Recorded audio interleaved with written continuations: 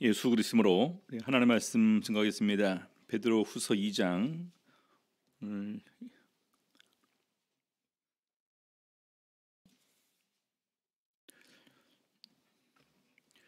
1절에서부터 먼저 3절까지 같이 읽겠습니다. 베드로후서 2장 1절에서부터 3절 읽겠습니다. 그러나 민간에 또한 거짓 선지자들이 일어났었나니 이와 같이 너희 중에도 거짓 선생들이 있으리라. 저희는 멸망케 할 이단을 가만히 끌어들여 자기들을 사신 주를 부인하고 임박한 멸망을 스스로 취하는 자들이라. 여럿이 저희 호색하는 것을 쫓으리니 이로 인하여 진리의 도가 회방을 받을 것이요 저희가 탐심을 인하여 지은 말을 가지고 너희로 이를 삼으니 저희 심판은 옛적부터 지체하지 아니하며 저희 멸망은 자지 아니하느니라. 오늘 이 시간에는 거짓 선생들을 주의하라라는 제목으로 우리 베드로후서 2장 말씀 가지고 우리 은혜 나누는 시간 하도록 하시겠습니다. 베드로후서는 아시는 바와 같이 우리 베드로 사도가 이제 죽음을 임박한 가운데에서 마지막 떠나기 전에 무슨 말씀으로 남아있는 믿음의 사람들에게 권면할까? 그래서 그렇게 고민하는 가운데에서 먼저 우리들에게 신의 성품에 참여하는 자가 되게 하려 하셨다. 그러면서 생명과 경건에 속한 모든 신령한 복들을 우리에게 주셨음을 먼저 이렇게 증거를 합니다. 그리고 나서 바로 우리 자기의 그 간증, 예수 그리스도의 변화선상에서의 변화됨을 친히 목격한 것이다. 꾸며낸 것이 아니라 정말로 이런 것이 사실이니까 바로 그런 예들을 가지고 믿음에 굳게 설 것을 권면하고 있습니다. 그리고 나서 2장에 들어와서는 우리 믿음을 갖다가 이렇게 변질시키고 현혹시키고 심지어는 믿음에서 떨어지게 하는 이런 공격이 있을 것을 이렇게 경고로 주고 있습니다. 우리 1절 보게 되면은요. 그러나 민간에 또한 거짓 선지자들이 일어났었나니, 예수님께서 부활하시고 칭찬하신 다음에도 많은 시간이 이렇게 지났고 또 베드로 사도 같은 경우도 이제 그 죽음을 임박한 가운데서 어느 정도 시간이 이렇게 지났습니다. 물론 그렇게 긴 기간은 아닐 것입니다. 왜냐하면 이제 그 네로 황제 핍박이 주후 이렇게 64년부터 이렇게 시작된다고 보게 될 때 예수님의 승천은 주후 약 27년에서 또는 이제 그 30년 주후 30년으로 이렇게 봅니다. 그러니까 그 사이에도 거짓 선지자들이 일어났었다. 자, 그런데 이와 같이 너희 중에도 거짓 선생들이 있으리라. 민간에 우리 특별히 이제 예수 믿는 그런 그 사람들이 아니라 다른 이런 거짓 선생들이 있었었는데 똑같이 있을 것을 얘기를 하고 있습니다. 마태복음 7장 15절에 보게 되면은 우리 예수님께서도 분명히 거짓 선지자들 또는 이런 거짓 선지자들이 출현할 것을 얘기를 하고 있는데요. 거짓 선지자들을 삼가라. 양의 옷을 입고 너희에게 나오나 속에는 노략질하는 일이라. 그리고 마태복음 24장에서는 이런 적그리스도의 출현을 우리 예수님께서 이렇게 예고를 하고 있습니다. 특별히 우리 사도 바울 같은 경우도 우리 에베소 교회 장로들을 청해서 밀레도 섬에서 이렇게 그들에게 권면하기를 이렇게 권면합니다. 사도행전 20장 29절에서부터 31절까지 보게 되면은요. 내가 떠난 후에 흉악한 이리가 너희에게 들어와서 그 양떼를 아끼지 아니하며 또한 너희 중에서도 제자들을 끌어 자기를 쫓게 하려고 어그러진 말을 하는 사람들이 일어날 줄을 아노니. 여기 보니까 흉악한 이리가 너희에게 들어와서 그 양떼를 아끼지 아니하고 너희 중에서도 제자들을 끌어 자기를 쫓게 하려고 이 사람들의 어떤 그 본능에서도 어떤 그 추종자들을 만들려고 하는 이런 마음이 이렇게 생길 수가 있겠죠. 자, 그러면서 이런 사람들이 일어날 줄을 내가 아노니 그러므로 너희가 일깨어 내가 3년이나 밤낮 쉬지 않고 눈물로 각 사람을 훈계하던 것을 기억하라. 그래서 분명히 그 미혹하는 사람들이 우리 중에서 또 외부에서 들어와서 이런 존재들이 생길 것을 계속해서 예언하고 있습니다. 예수님도 그렇고 또 유다 또 베드로 사도 바울 사도 역시 계속해서 똑같은 경고로 이런 부분을 얘기를 하고 있습니다. 우리 성도님들 진리는 예수님께서 정해주신 이 복음의 진리는 이미 다 밝게 드러났습니다. 근데 그럼에도 불구하고 그걸 살짝 이렇게 변질시켜서 우리를 미혹하는 것을 우리는 분명히 예비를 해야 된다는 것입니다. 자, 그래서 이 거짓 선생들, 거짓 선지자들의 모략은 크게 이렇게 세 가지로 이렇게 나오게 되는데요. 제일 첫 번째 그들의 모략은 신앙을 무너뜨리게 됩니다. 베드로후서 2장 1절 보게 되니까 저희는 멸망케 할 이단을 가만히 끌어들여, 중반에 이렇게 기록되어 있지 않습니까? 저희는 멸망케 할 이단을 가만히 끌어들여. 이단이라는 것은 이제 쭉 잘 가다가 맞는 것처럼 보이지만 끝이 다른 부분을 얘기를 하게 될 때 우리가 이단이라고 그러지 않습니까? 그래서 가만히 이단을 끌어들인다. 이 내용은 뭐냐면요, 자기들을 사신 주를 부인하고 임박한 멸망을 스스로 취하는 자들이라. 신앙의 핵심은 주님인데 오히려 예수 그리스도를 믿는 믿음을 부인하고 멸망을 스스로 자초하는 것과 마찬가지다 얘기를 합니다. 자, 그다음에 두 번째는 이제 윤리적인 부분에서 이렇게 이런 그 일이 발생하게 되는데요. 여럿이 저희 호색하는 것을 쫓으리니, 2장 2절 보니까요, 여럿이 저희 호색하는 것을 쫓으리니 이로 인하여 진리의 도가 회방을 받을 것이요. 우리 성적으로 타락을 하게 되면은 분명히 그 부분에서 이렇게 많은 사람들이 진리를 더욱더 어지럽고 혼란스럽게 합니다. 근데 우리 하나님께서 원하시는 것은 하나님 앞에 경건한 삶, 다시 말해서 이 거룩한 삶을 살기를 원하십니다. 그래서 많은 사람들이 그런 부분을 갖다 이렇게 쫓게 될 것이다. 세 번째는 경제 문제를 이렇게 또 발생하게 시키죠. 가정을 파괴를 하게 되는 경우가 참 많이 있습니다. 2장 3절 보니까요, 저희가 탐심을 인하여 지은 말을 가지고 너희로 이를 삼으니 저희 심판은 옛적부터 지체하지 아니하며 저희 멸망은 자지 아니하느니라. 여기 보니까 탐심을 인하여 지은 말을 가지고 너희로 이를 삼으니, 여러분들 오늘날 우리나라에서도 많은 이단들이 이렇게 발생을 하게 되는데 그들의 이런 많은 행위들을 보게 되면은요, 한 가정에 어떤 한 사람들을 갖다 완전 그런 완전히 그쪽으로 이제 미혹을 하게 해서 재산을 바치게 하고 심지어 그로 인해서 이렇게 가정이 파괴되는 것도 우리가 보게 됩니다. 그래서 목적은 자기들의 이익을 삼는 거예요. 그렇죠? 어떤 사람들은 참 이렇게 돈 벌기 쉽다 하면서 이제 교회를 얘기하는 분들 있습니다. 공격을 그렇게 하는 거죠. 그래서 그런 부분을 보게 되면서 교회가 세상적으로 보게 될 때도 많은 부분에서 돈벌이 수단으로 전락했다라는 이런 부분에 어떤 그런 지탄을 피하기가 어려운 부분들이 있는 것은 바로 이 종교 지도자들이 이런 부분에 탐욕을 가지고 성도들을 이용하는 이런 사례들이 있었기 때문에 이런 얘기가 이렇게 나오게 됩니다. 아무튼 이런 세 가지 부분에서 신앙을 무너뜨리고 윤리적으로 이 거룩한 삶을 무너뜨리고 또 경제 문제를 일으킴을 통해서 우리가 일상생활을 제대로 건강하게 영위하지 못하도록 이런 부분이 있습니다. 그래서 우리가 그들을 어떻게 알 수 있냐? 바로 이 세 가지 부분에서 우리 삶에 어떤 큰 영향이 오게 되면 이것은 문제 있는 종교고 문제 있는 교회다, 이렇게 생각을 할 수가 있겠죠. 자, 그런데 계속해서 이어서 우리 거짓 선생들의 결말을 성경에서 이렇게 언급을 하고 있습니다. 베드로후서 2장 1절 보게 되면은요, 그들은 임박한 멸망을 스스로 취하는 자들이라, 이렇게 언급되어 있습니다. 임박한 멸망. 임박이라는 것은 결과적으로 이것은 가까웠다라는 것인데, 이 멸망과 예수 그리스도의 재림 심판은 이 같게 이렇게 이제 이루어지는 부분입니다. 같이 이루어지는 부분이기 때문에 이 말은 다시 말해서 예수님의 재림이 가까웠다. 또 재림을 통해서 심판이 가까웠고 심판을 통해서 지옥과 천국으로 나누게 됨을 말하고 있습니다. 자, 그러면서 2장 또 3절 마지막 부분에 보게 되면 저희 심판은 옛적부터 지체하지 아니하며, 이런 사람들에 대한 심판은 옛적에도 항상 있었고 저희 멸망은 자제한다. 계속해서 이런 멸망은 쉬지 않고 멸망이 그들에게 임한다라는 부분을 얘기하는데, 이렇게 멸망한 예가 이렇게 있었음을 몇 가지로 이렇게 언급을 하고 있습니다. 어떻게 멸망한 예가 있었냐면요, 베드로후서 2장 4절 보니까 먼저 범죄한 천사들이 하나님의 심판을 받고 이렇게 이제 지옥에 던져졌다, 이렇게 언급이 되고 있습니다.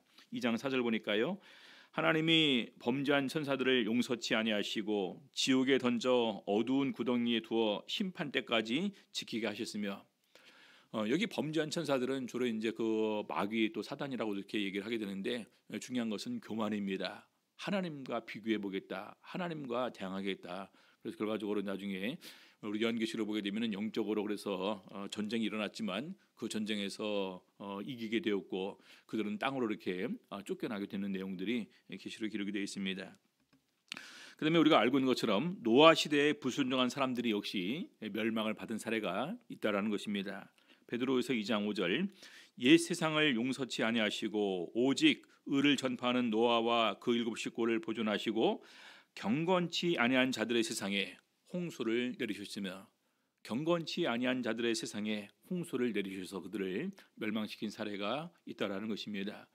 자, 그다음에 세 번째로 유황불 가운데 멸망당한 이 소돔과 고모라 성의 멸망이 또한 예로 있다라는 거죠. 베드로후서 2장 6절 소돔과 고모라 성을 멸망하기로 정하여 재가 되게 하사 후세에 경건치 아니한 자들에게 본을 삼으셨으며, 여기 천사들을 얘기할 때는 범죄한 천사라고 언급되어 있고 노아 시대와 소돔 고모라는 경건치 않은 세대로 이렇게 표현하고 있습니다. 경건치 않다, 다른 말로 우리가 이걸 얘기할 때는 성결하지 않다, 거룩하지 않다라는 부분을 이렇게 얘기하는 것입니다. 그래서 하나님께서 우리들에게 원하시는 삶이 무엇이냐라는 부분을 분명히 이렇게 밝히고 있는데, 우리 거짓 선생들은 바로 이런 부분에서 윤리를 깨뜨리고 우리가 믿음을 저버리게 하고 수많은 어떤 그런 그 미혹으로서 우리를 갖다 이렇게 멸망 가운데로 인도하게 된다는 것입니다. 자, 근데 그럼에도 불구하고 이런 가운데에서 하나님께서 특별히 거룩하고 의롭고 경건한 사람들을 구원한 예가 있는데, 노아도 그 중에 한 사람이고, 또한 아브라함의 조카 롯 같은 경우도 바로 그 가운데 한 사람임을 얘기를 하고 있습니다. 자, 베드로후서 2장 7절부터 9절까지 보게 되면은요, 무법한 자의 음란한 행실을 인하여 고통하는 의로운 롯을 건지셨으니, 소돔과 고모라 선상이 얼마나 그때 이렇게 타락이 극심했냐면, 아브라함이 기도할 때 제일 첫 번째 의인 50명이 있으면 그럼에도 불구하고 그 성을 멸하시겠습니까? 의인 50명이 있으면 의인 50명으로 인해서 그 성을 멸하지 않겠다. 그러니까 다시 해서 이제 45명, 40명, 30명, 20명, 10명까지 내려갔습니다. 그 성에 의인 10명만 있어도 그 의인 10명으로 인해서 내가 그 성을 멸하지 않겠다. 근데 결과적으로 어떻게 되었습니까? 그 성의 의인 10명도 존재하지 않았다라는 것입니다. 그래서 어쩔 수 없이 그런 가운데서 멸망을 당하게 되는데, 천사들이 롯의 집에 들어가게 되었을 때 사람들이 우리가 그를 상관하겠다 해서 그를 내어달라고 합니다. 바로 그들은 동성애, 성적 타락이 그들에게 임했었고, 심지어 천사들을 이끌어내라 이렇게까지 얘기를 합니다. 그래서 롯이 얘기를 하죠. 나에게 아직 시집가지 않은 그 처녀 둘이 있으니까 차라리 이 둘을 내어줄 테니까 우리 집에 온 손님은 이렇게 아무 해를 가지 말라. 그러니까 오히려 그 사람들이 그 롯에게 막 이렇게 이제 대들고 오히려 그냥 그 롯을 갖다가 대항해서 막 이렇게 이제 치료하게 될 때 천사들이 그를 갖다가 눈을 멀게 하고 롯을 끌어들입니다. 결과적으로 멸망을 당하게 되죠. 자, 그런 가운데 롯이 그들 가운데 살면서 어떤 삶을 살았냐가 여기에 이렇게 기록이 되어 있습니다. 7절 보니까요, 무법한 자의 음란한 행실을 인하여, 그러니까 법이 없는 사람들의 음란한 행실을 인하여 고통하는 의로운 롯을 건지셨으니, 그런 곳에서 살면서 이렇게 했다지라도 마음속에 양심으로는 롯이 괴로워하면서 고통스러워하면서 이런 삶을 살았다라는 것입니다.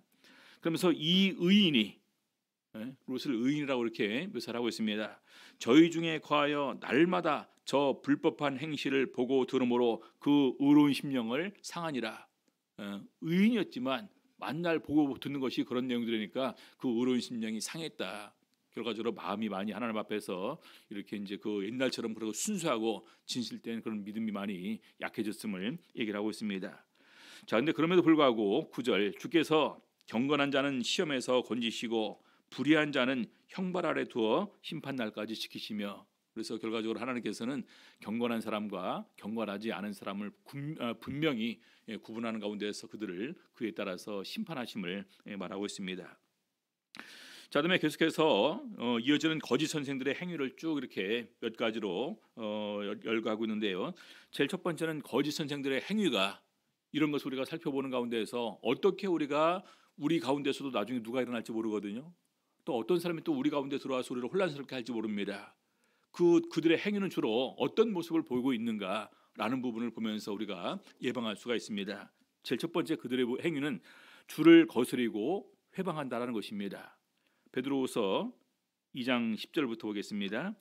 육체를 따라 더러운 정욕 가운데서 행하며, 여러분 육체를 따라서 더러운 정욕 가운데서 행하는 것 자체가 사실은 진리의 말씀, 하나님의 말씀, 하나님의 뜻을 반해서 거부하면서 그렇게 행동하는 것과 마찬가지입니다.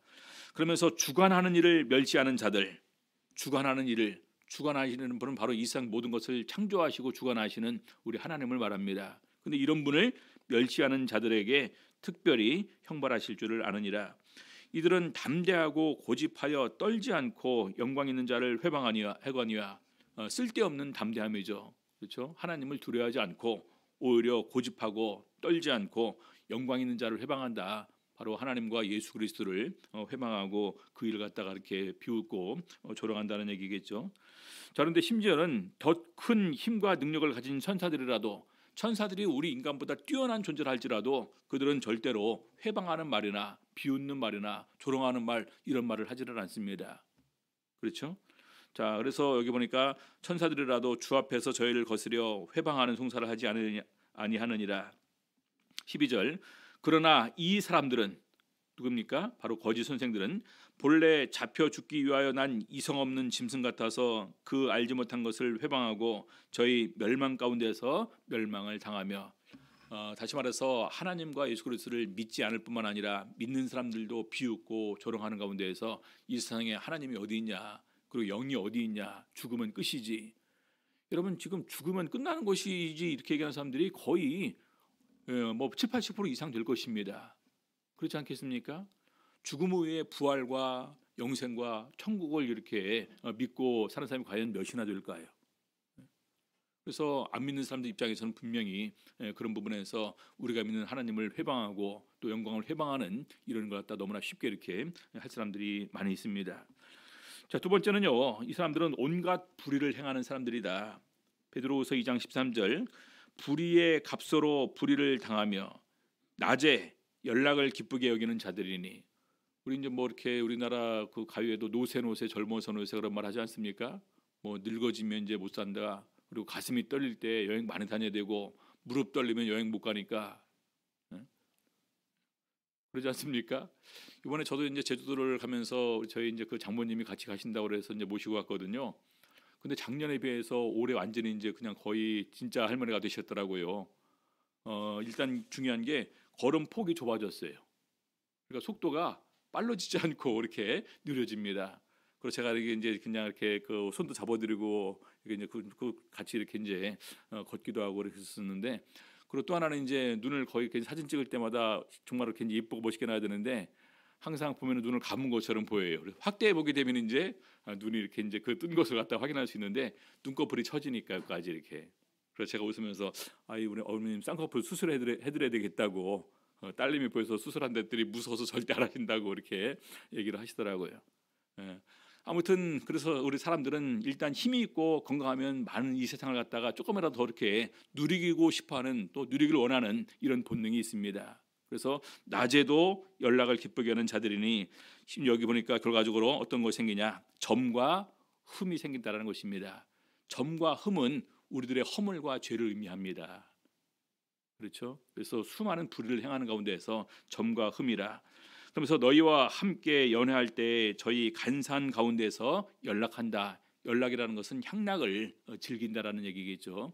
그래서 우리 이제 보게 되면 일락을 좋아하는 자는 디모데전서에 보게 되면 우리 사도 바울이 특별히 과부들에 관해서 언급을 하면서 교회에 교적을 올려서 과부로서 특별히 교회에 보호를 해줄 사람들을 갖다가 이렇게 이제 그 정해야 되는데, 이제 그런 부분에서 언급하면서 일락을 좋아하는 자는 살았으나 죽었느니라.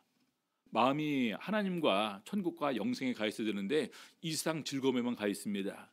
영적으로 죽어 있는 것과 마찬가지다라는 얘기겠죠. 그다음에 세 번째로 음행입니다. 음행. 2장 14절 보니까요, 음심이 가득한 눈을 가지고 범죄하기를 쉬지 아니하고 굳세지 못한 영혼들을 유혹하며 탐욕에 연단된 마음을 가진 자들이니 저주의 자식이라. 오늘날 우리나라 같은 경우도 옛날에 비해서 많이 매스컴으로 드러났습니다. 성적인 범죄가 옛날에는 없었을까요? 옛날에도 굉장히 많이 있었습니다. 부끄럽고 수치스러우니까 고백하지 않은 부분도 많이 있고, 무서우니까 보복을 당할까 두려워서 얘기하지 않은 부분도 많이 있습니다. 오늘날에 이렇게 이제 직접적으로 얘기를 하니까 그나마 많이 밝혀지는데, 이런 성적인 범죄는 그 사람이 있는 곳에는 끊이지 않았음을 우리가 이렇게 알 수가 있습니다. 심지어 우리 노아 시대나 소돔과 고모라 시대, 쭉 나와서 보니까 그때 시대나 지금 시대나 항상 이런 그 타락은 참 똑같이 있음을 우리가 발견하게 되는데 정도의 차이인 것 같습니다. 얼마나 이것이 땅에 가득 차게 되었냐. 근데 보니까 땅에 그것이 가득 차게 될 때 하나님께서는 절대로 심판을 미루지 않았음을 우리는 노아 홍수나 소돔과 고모라 성을 통해서 그 사실을 알 수가 있습니다. 그 다음에 탐욕스러움이죠. 베드로후서 2장 15절 16절 저희가 바른 길을 떠나 미혹하여 부올의 아들 발람의 길을 쫓는도다. 그는 불의의 삭슬 사랑하다가 모압 왕 발락이 이스라엘을 저주를 해달라라는 부탁을 하면서 발람을 초청을 합니다. 하나님께서 가지 말라 했음에도 불구하고 어떻게 합니까? 그 뇌물에 눈이 멀어서 끝까지 이렇게 이제 따라가는 걸 보게 되는데 이 불의의 삭슬 사랑하다가 16절 자기의 불법을 인하여 책망을 받되 말 못하는 나귀가 사람의 소리로 말하여 이 선지자의 미친 것을 금지하였느니라. 나귀가 말을 하면서 나귀가 막 피하고 그러니까 왜냐하면 나귀의 눈에는 보였습니다. 하나님의 사자가 칼을 들고 있는 모습을 봤거든요. 그러니까 이제 그걸 모르는 이제 그 발람 같은 경우는 나귀가 왜 그러냐 해서 그냥 나귀를 막 때렸는데 나귀가 발람아 얼마나 놀랐을까요? 어느 날 집에서 기르는 강아지가 내 이름을 부르면서 명주야 너 그렇게 해도 되겠냐? 참 그래서 짐승이 그 발람 선지자의 미친 것을 금지하였느니라.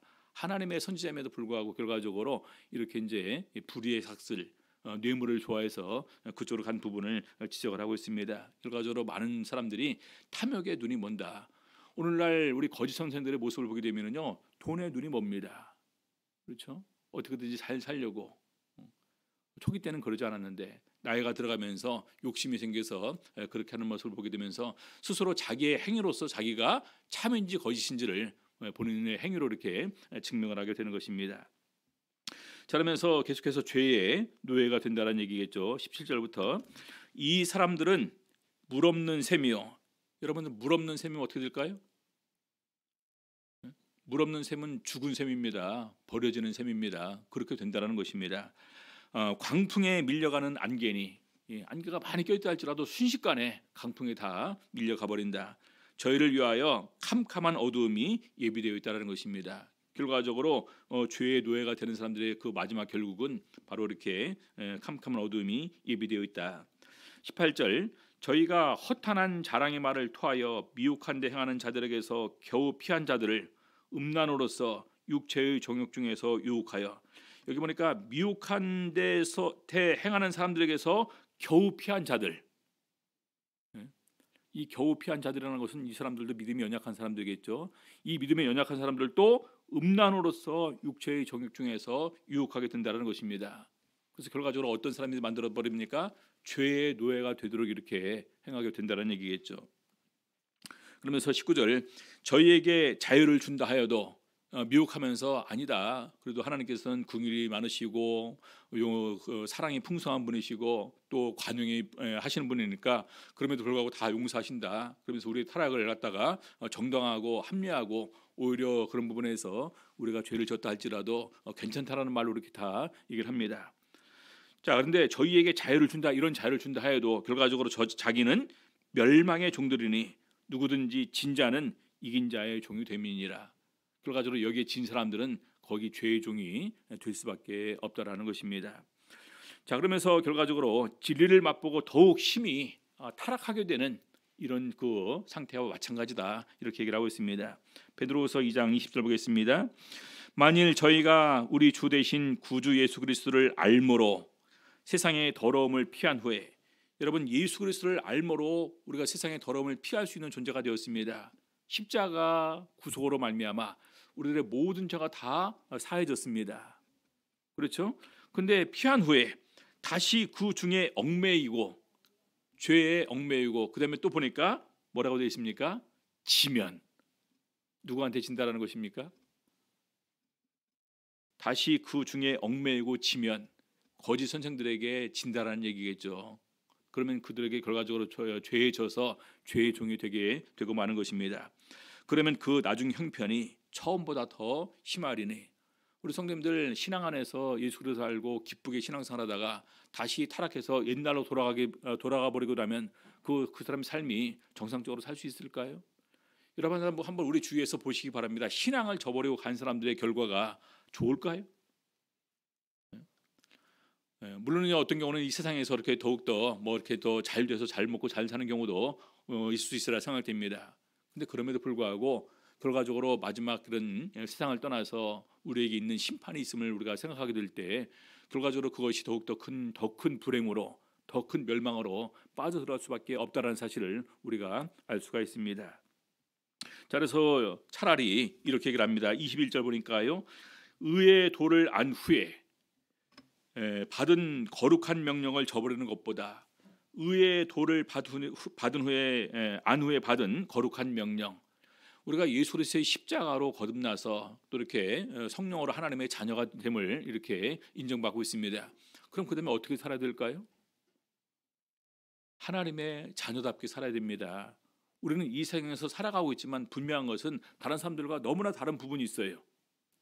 그렇죠? 하나님의 자녀로서 사는 사람들이고 하나님 나라에 들어가서 옮겨져서 사는 사람들이고 또 그런 가운데서 또 하나님의 거룩한 말씀을 뜻을 아는 가운데서 살아가는 사람들입니다. 나중에 영생을 누리면서 천국에서 살 사람들입니다. 그렇지 않습니까? 자, 그런데 우리가 이런 것을 저버리고 다시 이 세상에 아무것도 아닌 것, 짧게 누리다 갈 것, 이거에 현혹되어서 마음을 거기에 빼앗기면 어떻게 되겠습니까? 그래서 차라리 알지 못하는 것이 도리어 저희에게 나으니라. 차라리 그렇게 믿을 거면 안 믿는 것이 더욱더 더 나을 수밖에 없는 이런 상황으로 이렇게 더욱더 빠져들게 된다라는 것입니다. 그래서 재미있는 표현을 쓰죠. 베드로후서 2장 22절 참 속담에 이르기를 개가 그 토하였던 곳에 돌아가고, 여러분 얼마나 더러울까요? 개가 그 토하였던 곳에 돌아가고 돼지가 씻었다가 더러운 구덩이에 도로 누웠다 하는 말이 저희에게 응하였도다. 돼지가 씻었다가 더러운 구덩이에 도로 누웠다. 돼지 구덩이는 다 아시는 바와 같이 엄청 더럽지 않습니까? 그렇죠? 보셨습니까?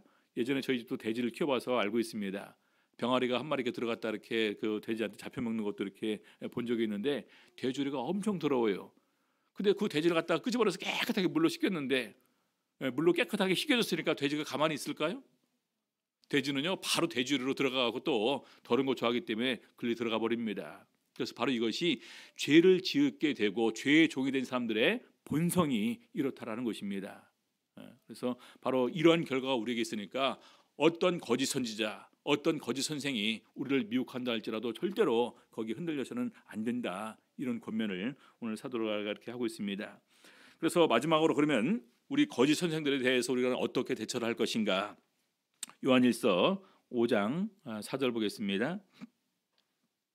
요한일서 5장 4절 대저 하나님께로서 난 자마다 세상을 이기느니라. 여러분 세상을 우리가 이겨야 됩니다. 세상에 수많은 어떤 미혹의 이런 그 요소들을 우리가 다 이겨야 되는데 뭐가 있을까요? 세상의 권세, 세상의 명예, 세상의 재물, 세상의 향락, 세상의 어떤 성적 타락, 이런 수많은 것들을 우리가 믿음으로 이길 수가 있어야 된다는 것입니다. 근데 여기 보니까 하나님께로서 난 자마다 세상을 이기느니라 이렇게 얘기를 하고 있습니다.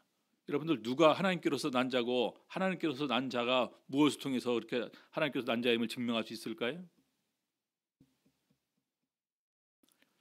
예수님께서 니고데모한테 얘기를 하게 될 때 하나님께로서 난 자라는 얘기를 하면서 결과적으로 물과 성령으로 거듭난 사람에 대해서 얘기를 합니다. 결과적으로 물과 성령으로 거듭난 사람이 하나님께로 들어가고 하나님께로서 난 사람이 결과적으로 이 세상을 이길 수 있는 이런 힘을 얻게 되는 것입니다.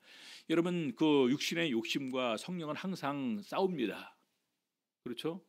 우리가 누구한테 순종을 해야 됩니까? 우리는 성령에 순종해야 된다는 것입니다. 그래서 세상을 이긴 이금은 이것이니 우리의 믿음이니라.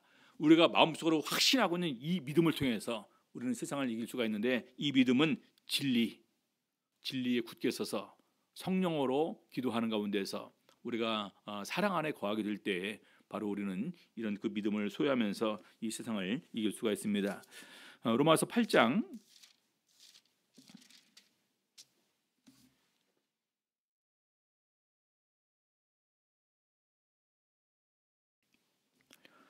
로마서 8장 4절 보겠습니다. 4절. 육신을 쫓지 않고 그 영을 쫓아 행하는 우리에게 율법의 요구를 이루어지게 하려 하심이니라. 육신을 쫓는 자는 육신의 일을, 영을 쫓는 자는 영의 일을 생각하나니 육신의 생각은 사망이요 영의 생각은 생명과 평안이니라. 이렇게 되겠습니다. 육신의 생각은 사망이요 영의 생각은 생명과 평안이니라. 그래서 바로 우리가 사도 바울 같은 경우는요, 다시 살리심을 받았으면 위의 것을 찾으라. 하늘과 또 영생과 천국을 바라보면서 살 것을 우리에게 권하고 있습니다. 그래서 지금도 우리가 가진 이 순수하고 참된 믿음, 이런 그 진리를 변질시켜서 너무나 많은 미혹거리가 우리에게 다가오고 있다는 사실을 우리가 항상 명심하는 가운데에서, 분명히 이단들은, 또 거짓 선생들은, 거짓 선지자들은 이런 특성을 가지고 있고 이런 것으로 우리를 미혹하고 그들의 행위는 이러이러한 행위가 있다라는 부분을 우리 베드로 사도의 권면을 통해서 같이 이렇게 알아볼 수가 있었습니다. 그래서 어떤 믿음의 유혹이 있다 할지라도, 세상 풍조가 나날이 바뀐다 할지라도 정말 믿음을 굳게 지킬 수 있는 우리 성도님들 다 되시기를 우리 주 예수 이름으로 바랍니다. 기도하시겠습니다. 오늘 말씀 생각하시면서 하나님께서 이런 모든 그 미혹에서 우리를 구원하시고 지켜주시옵소서, 악에 빠지지 않게 우리를 보존하여 주시옵소서. 같이 기도하시겠습니다.